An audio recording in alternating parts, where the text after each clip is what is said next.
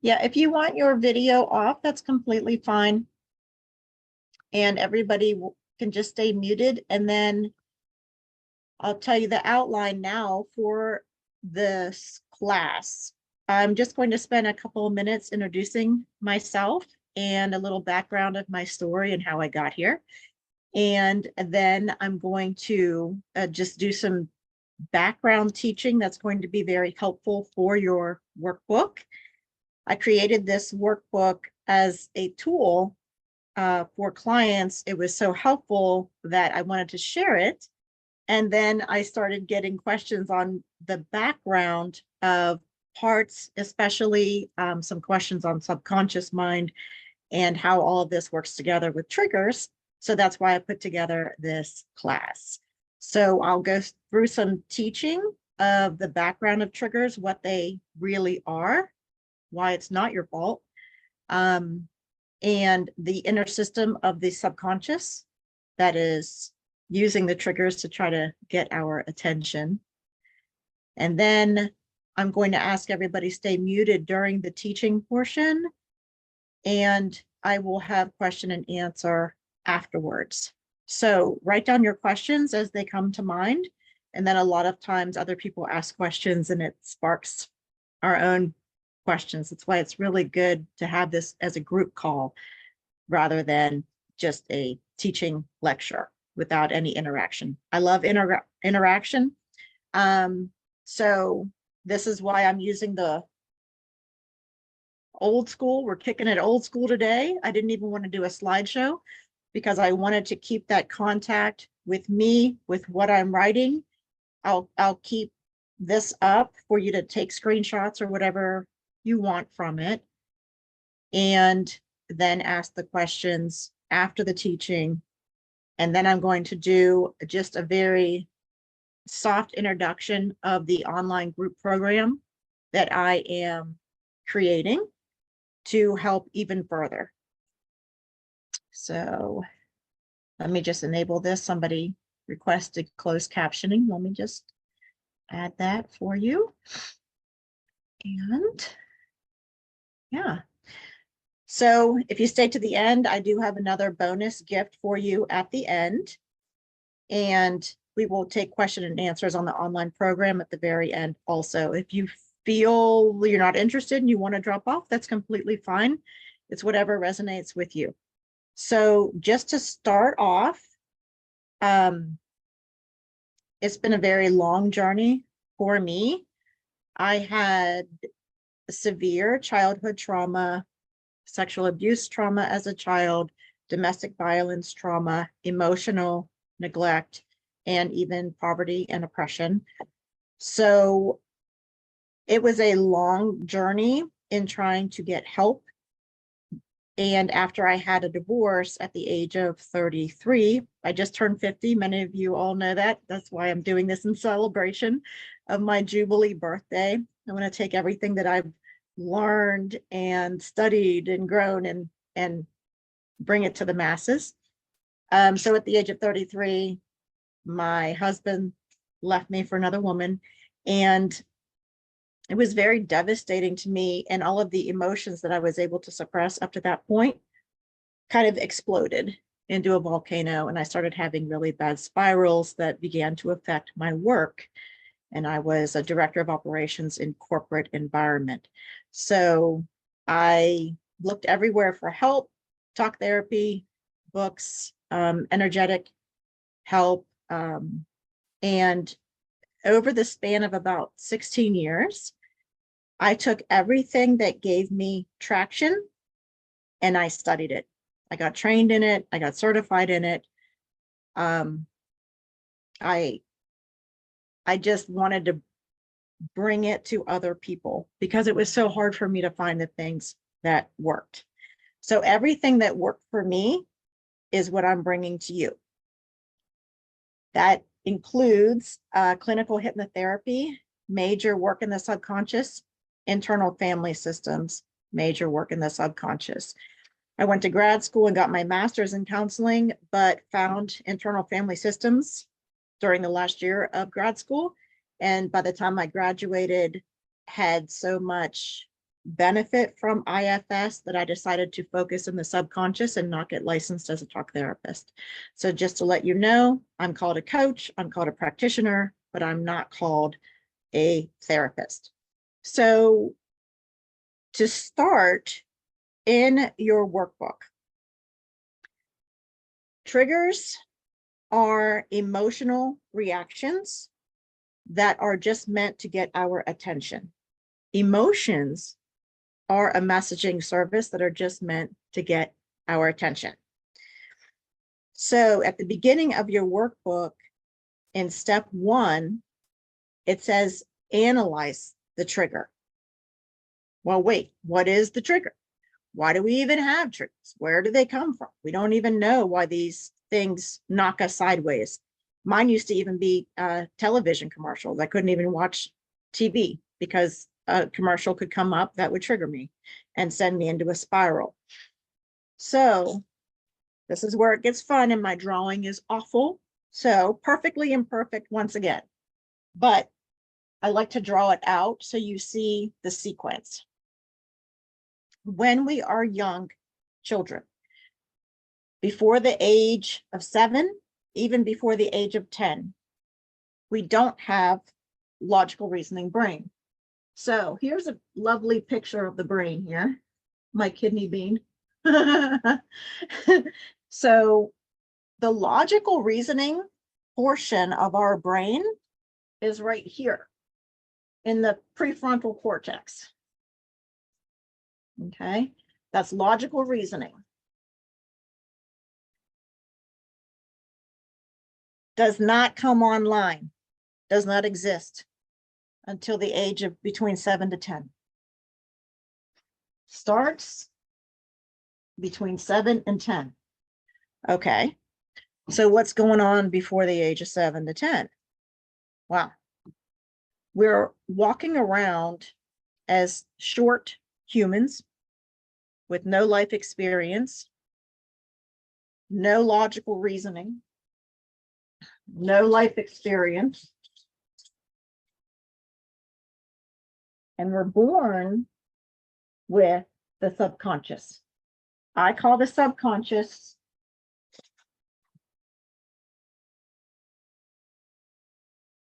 is really what it is. It's the human instinct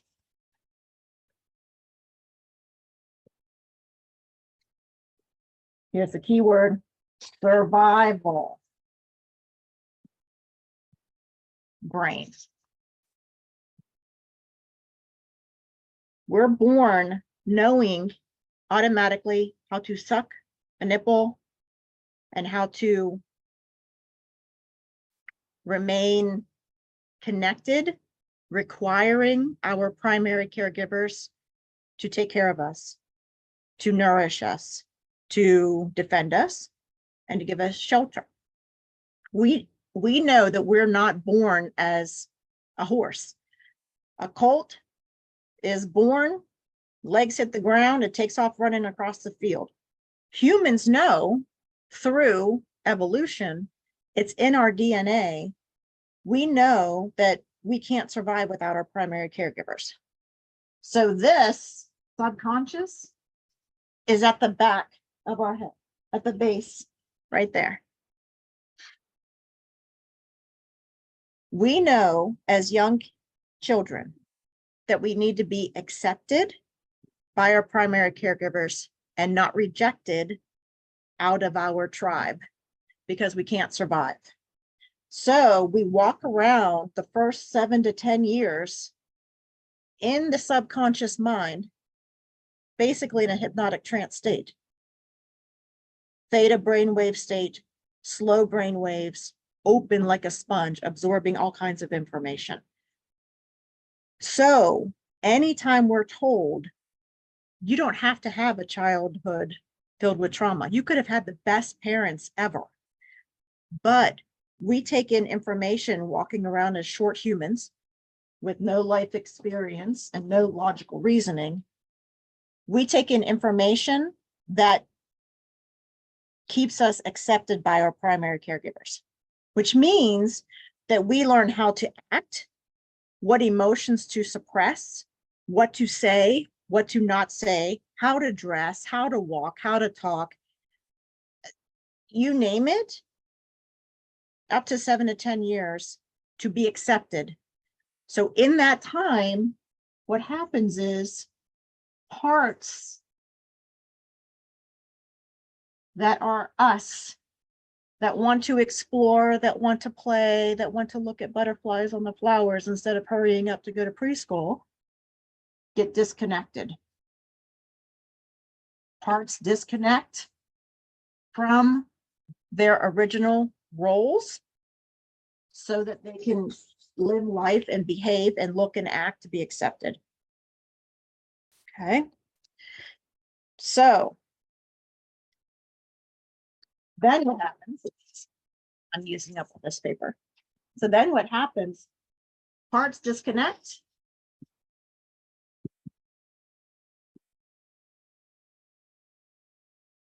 And take on beliefs about themselves and the world. These beliefs that the world has to be this way, we have to act this way, we have to suppress this about ourselves. That creates negative emotions.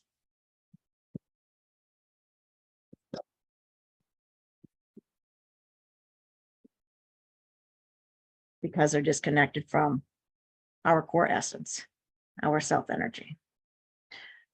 The negative emotions is what gets triggered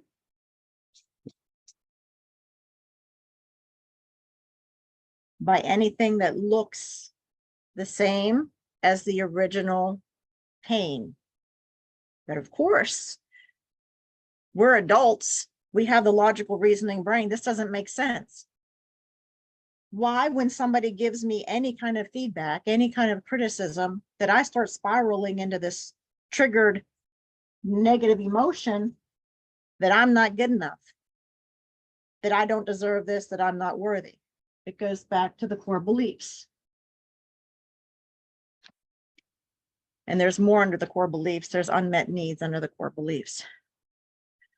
So in step 1 of the workbook with Analyze the Trigger, what we're doing is we're going to look at an issue in life that takes us on, in IFS, we call it a trailhead. It takes us on a path, on a rabbit hole, down into what's underneath the trigger. So that's why step 1 is, what were we thinking when the trigger first occurred? So that helps us slow time down. Knee-jerk reactions happen really quickly when a trigger is activating a core belief of really what an emotional pain from long ago. I call it a core wound. So what were we thinking? The boss said she wasn't happy with how I conducted a project. So then we go behind that. What's the story? It's narrative in the workbook. What's the story that's being told inside you when you even just think of that? When the boss told me that I didn't do the project correctly, the story is, nobody understands me.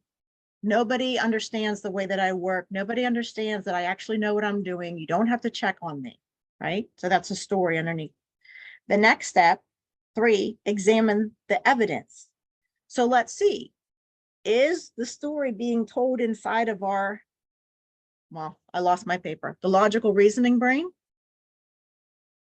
Is the story aligned with what is true? Is it true in other areas? Is it true with the boss? Is it true maybe at home with your spouse? Number 4, feel the emotion underneath it. When we start looking at the story underneath the trigger, we're going to feel the negative emotions that start to come up. It could be disconnection, it could be sadness, it could be anger, frustration. We want to feel the emotion Notice it, acknowledge it, because when we actually slow down and do this U-turn inside of us, turn our attention inside to what we're feeling, that's when the emotion is like, oh, you see me, you hear me. This emotion is trying to get a message to us. When we start to listen, it'll start to relax back. That's going to allow us to drop into the body. Notice the sensation in the body that's underneath the emotion. And we want to listen to it in step 6. What's the emotion telling us? Nothing's fair. I'm not understood. I don't have a voice. And as we listen to the emotion and the message it's giving us, then we start to try to get a little bit of space between it. Because this is what's really fascinating about connection. There has to be a little bit of space in order to connect. Like I tell my clients, if somebody's standing on my head, I can't hug them. I need that emotion, that underlying part of me that's telling this story to be in front of me so I can then love them, show it compassion, understand it and appreciate it, as in step 8. And then we want to ask, what do you need? This is a key question underneath the emotion, underneath the story, underneath the belief, because under every core belief, under every 100%, there's an unmet need.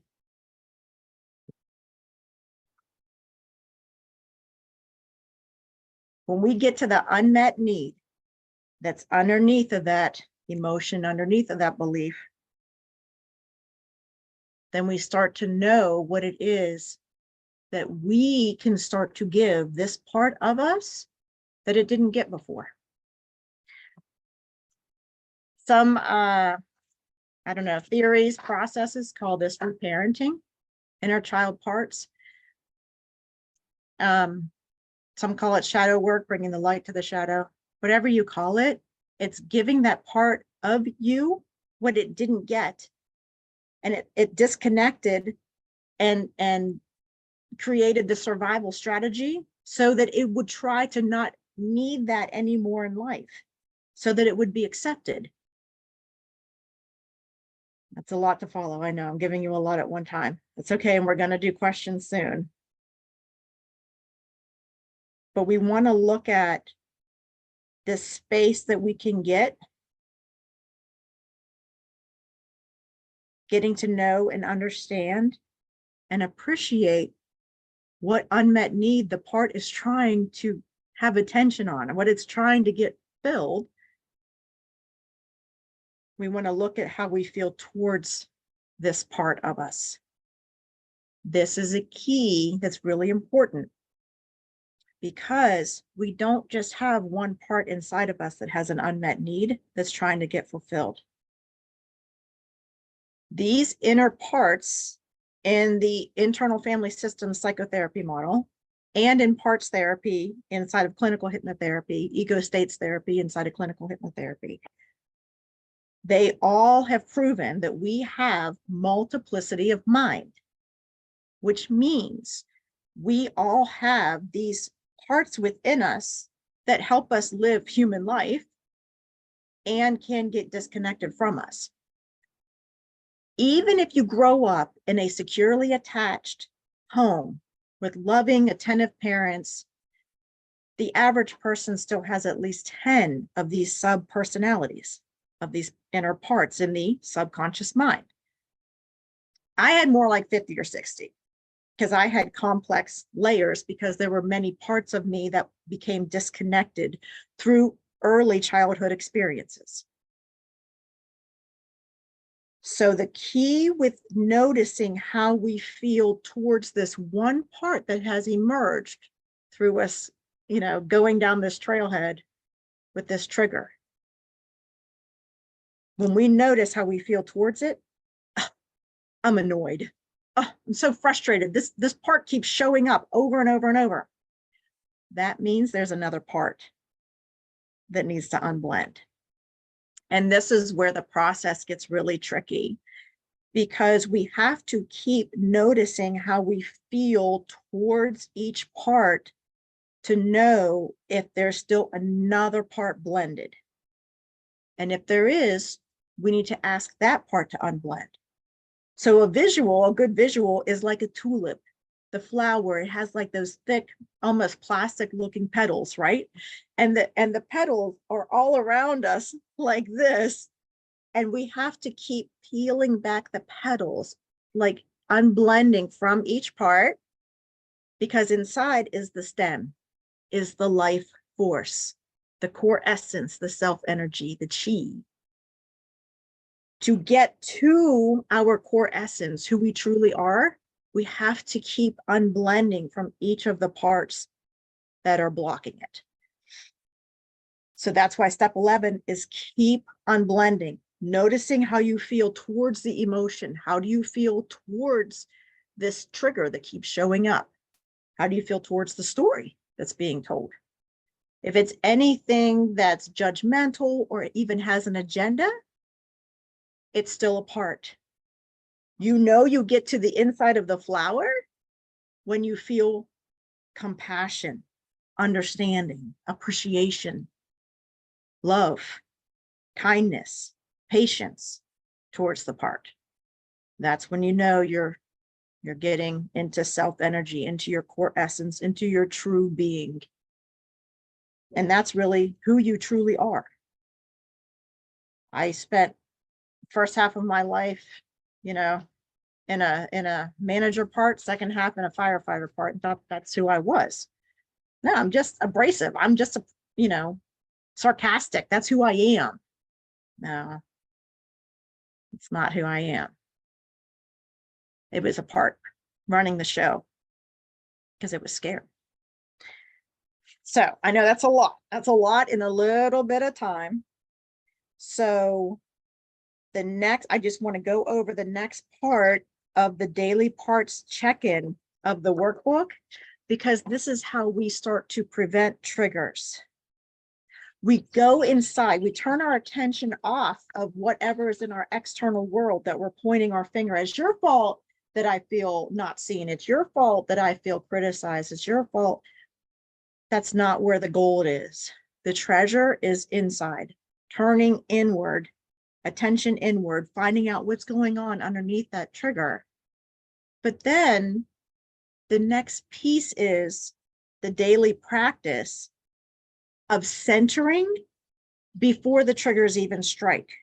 So we're beginning to prevent the triggers from showing up by doing that inner dialogue before we're triggered. So a good way that I just developed it through my own healing process is first thing in the morning, I do morning pages. This comes from Julie Cameron that wrote the Artist's Way book. This opens up so much creativity in life. If you do nothing else, if you just do this, it'll change your life. First thing in the morning, you get up, you write down 3 pages. I write only on the fronts of notebook. You can write, draw, doodle, and don't pay attention to handwriting. Don't pay attention to grammar. Don't worry about what you're writing. You don't even need to ever read it again. This is just a brain dump. This helps clear out all of these emotions and thoughts and stories in our mind that just keep restarting every day. I used to wake up depressed or wake up angry at something that happened 5 years ago. But every day I was reliving the same story as soon as I woke up in the morning. This will start releasing it, expressing it. The second part is to do conscious breath. This is a calming way to sit with emotion that comes up, not in emotion. We want to start creating that spaciousness inside so that we can connect. Conscious breath is a very shortened form of yogic breath, which I teach in the program. That's very effective. It's so effective that it sends me into a psychedelic trip. And I've never done psychedelics in my life. But conscious breath is a shortened form. to sit with the emotion. And all you do is you breathe in through the nose, expanding the belly out. So you want to open up that diaphragm that's kind of underneath your lungs. So deep inhale, expanding the belly out, and then exhale through the mouth, bringing the belly button in towards your spine with a longer exhale than the inhale. This calms the nervous system. It calms the parts that run into survival mode, trying to help you avoid future pain. And then the third step is doing that U-turn, putting that attention inward, and then doing the 12 steps in your workbook. And then the next page is it's a bonus daily checklist that just says the morning pages, the conscious breath, the U-turn for the parts check-in. The universe to-do list is something that I started doing where I had outrageous amount of things added to my plate by inner parts trying to keep me distracted from my emotions. All it is on the left side of the paper, I write down everything that the universe can do for me, bring me, collaborative components, people, projects, opportunities, options, whatever. And then on the right side is what do I actually have to do, action steps in my life experience here in this moment. And it usually ended up, the universe's side was like 30, and then my side was like 1 or 2. And it was just really helpful for my own self-care. If it resonates with you, use it. If not, toss it aside. And then it helped me to begin the day centered, cared for, cherished. And it helped prevent triggers throughout the day. Okay, that's a lot. I know that's really a lot. And I wanted to explain to you the inner system of the structure of how the parts are inside of the subconscious mind, because there are different parts that hold the core wounds that are shoved to the ends of the system, in the basements and the dungeons, under the caves, under the rocks, inside the system. And then there are protector parts that kind of run the show, proactively controlling and reactively, usually annihilating relationships. But they're the ones running the survival strategies. But I'm going to keep it light. I think this is a lot of material to cover in this amount of time. And I really want to hear your questions and see what other questions those spark in other people. So I'm going to leave the details of the inner system and the subconscious with different roles that the parts play for the program. But this at least helps you get through the workbook, which is what I was requested to do. So anyone who has a question, if you will raise your hand on the bottom of the Zoom screen, there should be an option to raise your hand.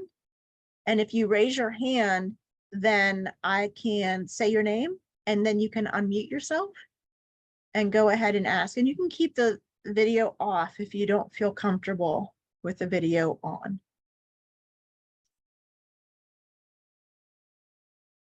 I have a question.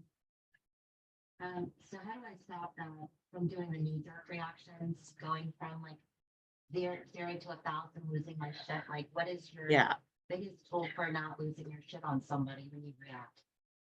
Yeah, man, I had a hard time with that in the beginning because my reaction time was like inside of 0.2 seconds. I would be triggered and like immediately, vomit all over the person in front of me. And Brene Brown even says, we have pain already. We have pain. We either deal with it inside or we force it outside. We project it outside onto other people. So it's a natural thing to do, but that doesn't mean that it's the right thing to do. Like I say in IFS, all parts are welcome, but all behavior is not. So to close that, well, it's my span of time was 0.2 seconds. The span of time between your trigger and your reaction time, I believe it was, I want to say it was Pat Ogden, Dr. Pat Ogden, who coined the term window of tolerance. So there is a space of time between the trigger, the stimulus, and the response, the reaction, that's vital to prevent harm to other people in your life. I had to walk away. As soon as I was triggered, I had to know what the trigger response was in my body. Mine was stiffness, like constriction, and then rapid heartbeat. So I knew as soon as I had the rapid heartbeat, I had like a 0.1 second to get out of there. So I called it pause for the cause. Know what your body sensations are when you're triggered and get out of there. Tell the people in your life what's going on, what you're working on, what your goals are, and why you might need to exit.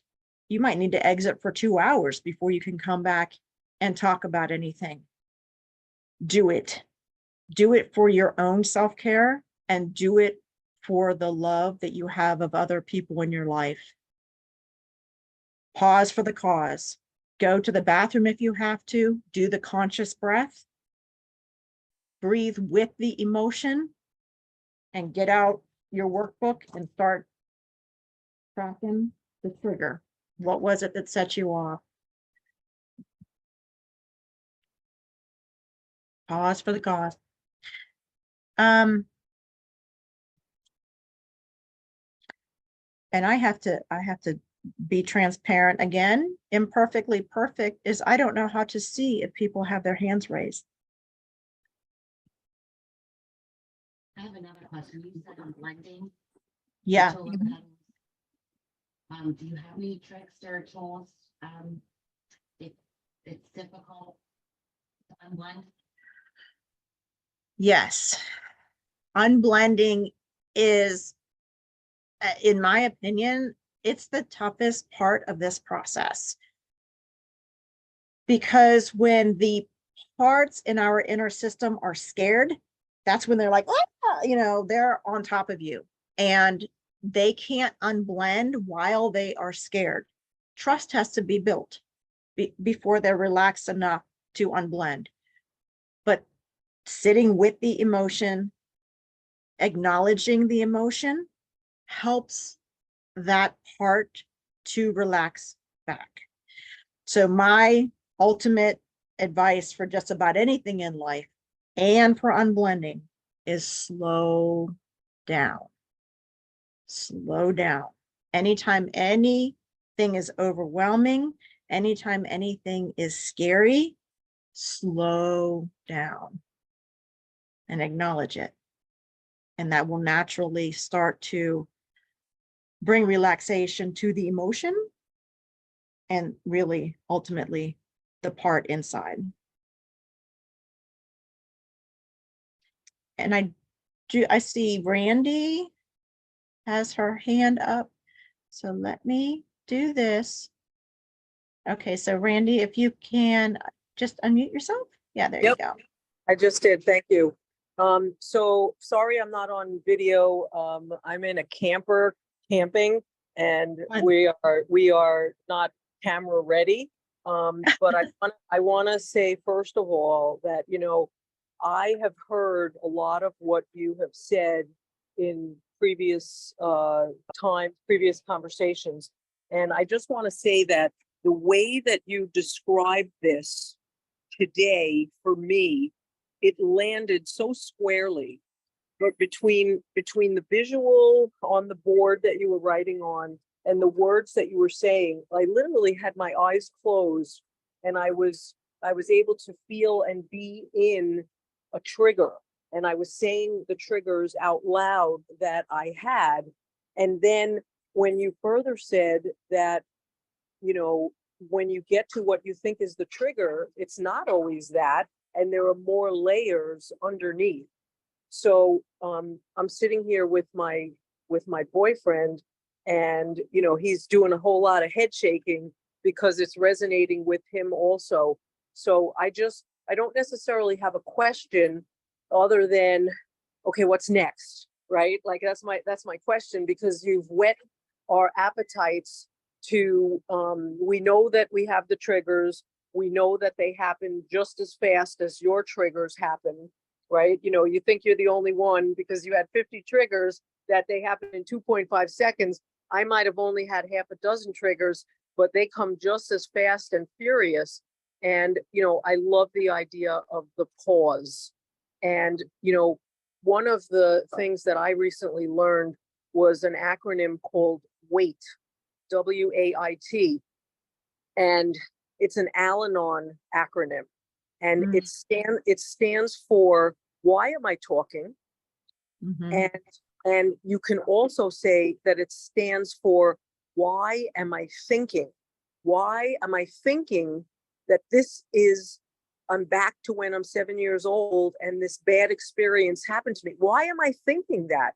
And I think that it could almost get you out of the trigger to say, wait, like, is this real? And I know that that's something that you kind of, preach and talk about. So Mhm. I just want to say, for me, it has really come full circle.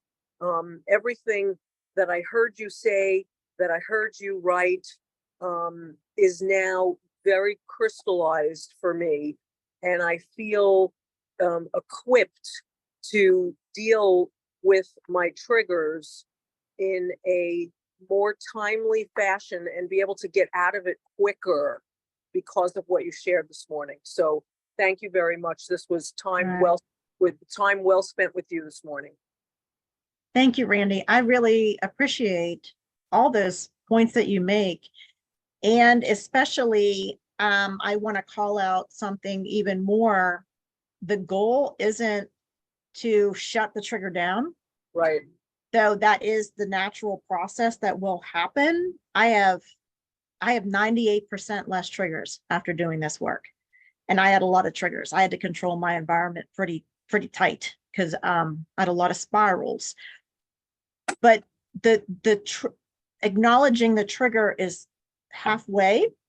The weight is awesome. I love that. And we actually, Dick Schwartz, teaching IFS process, uses weight as therapist. Why am I talking rather than having my client talk? It's perfect timing to then circle that attention back inside, like you're saying, like acknowledging the emotion or the part underneath the trigger. But why am I acting like this? Is from when I was 7 years old. Does this apply today? Why am I really watch, my antenna goes up with any kind of bypassing or suppressing. That's what caused the problem in the first place. I tried about 10 years of spiritual bypassing with my triggers. It doesn't work. I just know hands-on experience does not work. It just suppresses even more. So we want to get in touch with that part, even from 7 years old. Yeah, it like somebody has on the chat, I'm bad. That thinking that's the story. I'm bad. And that so often is the story in many of us. So know that you're not alone. That story needs to be acknowledged and held and appreciated and loved before it can be released. Yeah. And What because they you're just saying, need to be processed. yeah, I'm sorry. What you're saying right now, I only mastered half of it, right? So like, I recognize that the trigger is there and I'm able to stop a runaway train. But if I continue, then what's going to happen is I'm not fully releasing it, and it's going to keep coming back and haunting me until such time that I.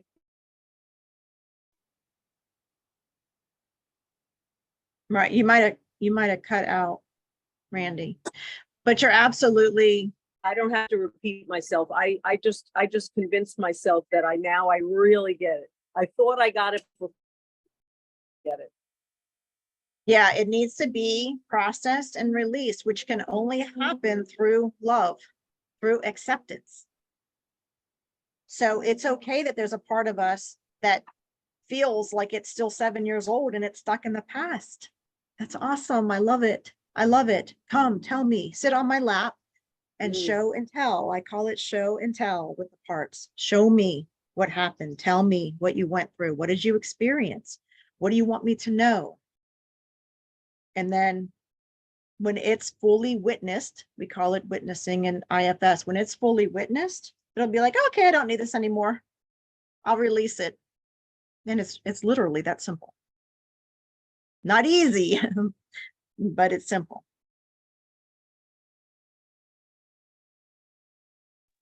I love that, Christine. Thank you for, putting a bow on it, because I think what I said when I cut out was, I got the first part, but I didn't get the second part, that it's not identifying it and recognizing it, that it is not happening in the here and now is part one, but part two is feeling the feeling, feeling the emotion, sending love to that part or that experience or that trigger, and then finally being able to, reparent yourself to finally be free of that.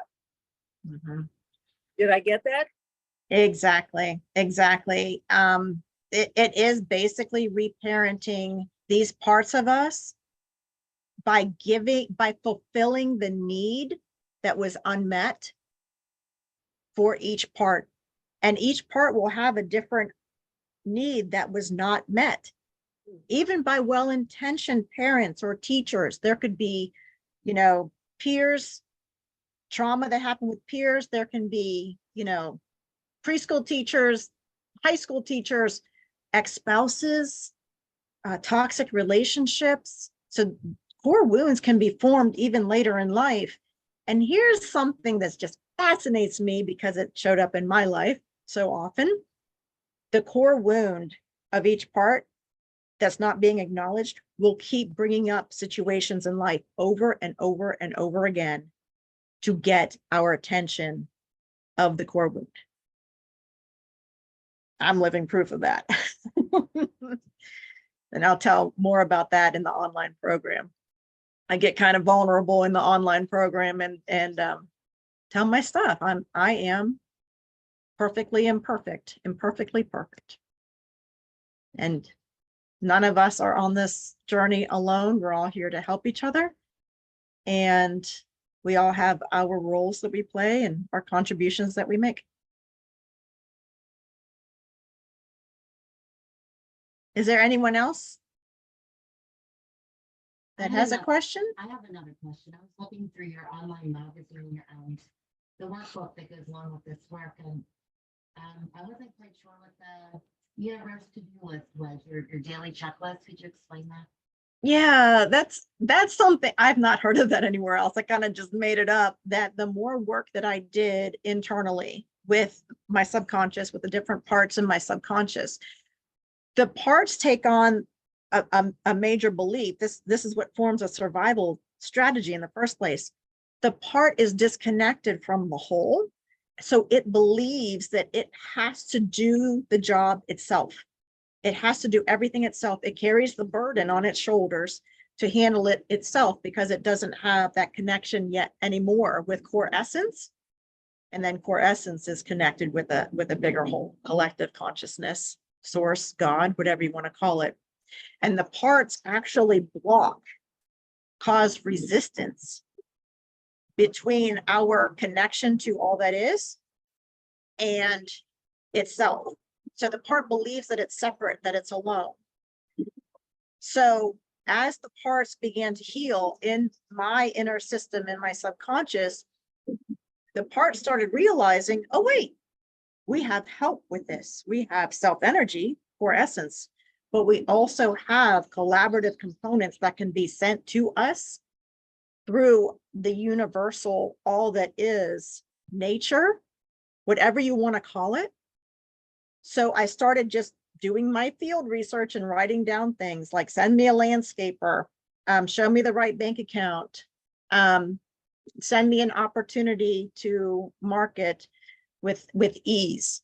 And it would just pop up, because there was no part there causing resistance.